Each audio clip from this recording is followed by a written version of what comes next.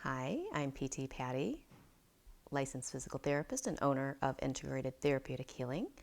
Today I would like to share with you a simple technique that I use myself for my own neck and shoulder problems.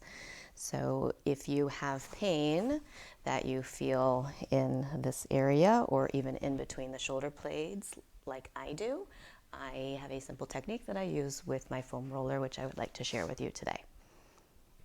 So I lay back on my foam roller. So I'm addressing my pain on the left side. So I'm going to get the foam roller kind of in this area first. So I lay back on it.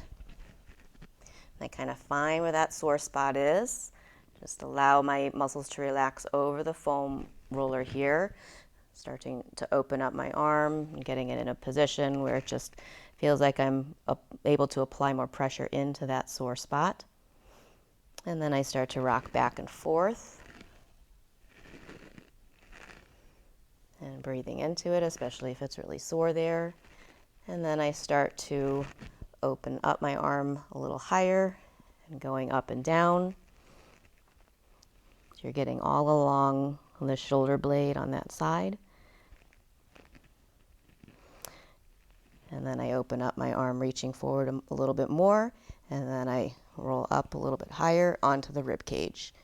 So we have a lot of muscles and fascia that get really tight through that area when we're dealing with neck and upper back and shoulder pain.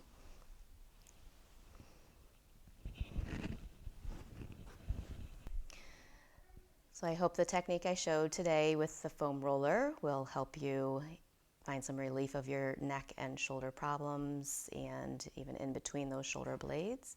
And anytime I do foam rolling, I try not to overdo and cause excessive pain, and I only do it for about a couple minutes each day. And I try to also stretch afterwards to improve mobility of the soft tissues and joints in that area. So I hope you enjoyed my video. Thanks for watching.